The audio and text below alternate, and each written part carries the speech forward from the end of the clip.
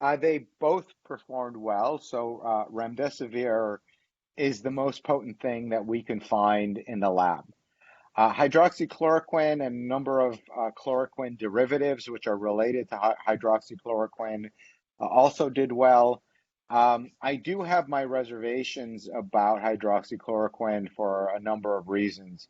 Uh, First is that we've seen hydroxychloroquine work well in the lab for other viruses. This is not the first time hydroxychloroquine has been proposed as an antiviral. It's been proposed for Ebola, it's been proposed for flu, a number of other viruses. The problem with hydroxychloroquine has been for at least those other viruses, when you take it into patients, either as a therapeutic or a prophylactic, there was no benefit. So for some reason, the findings in the lab, and there are a number of different hypotheses why this is, do not translate into either animal models or into people.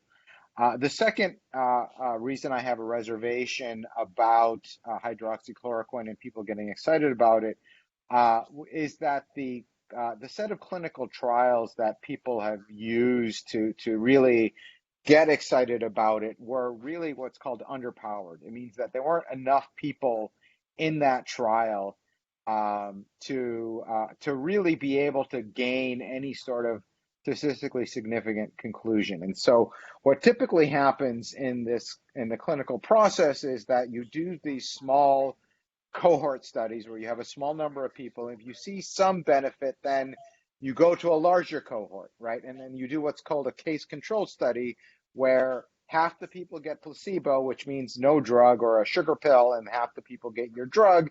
And you can then, apples to apples, say, hey, yes, this drug worked, compared to the people that didn't get the drug. So the study that got people excited was not a case control study. And I think that there was some funny math going on, let's put it that way, in the way that that study was designed.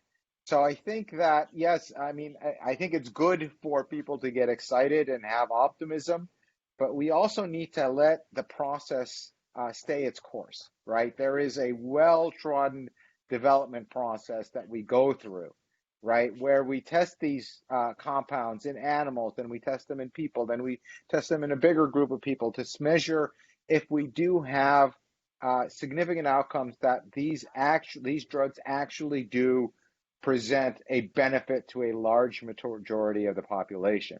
And as of now, the larger scale hydroxychloroquine studies have not borne out the results from the smaller cohort study. That's not unusual, but I think that's when we start jumping up and down. So remdesivir, when that study came out, I was jumping up and down. Okay, but that's the only study that I think has been sufficiently powered for us to really conclude that there's a there there.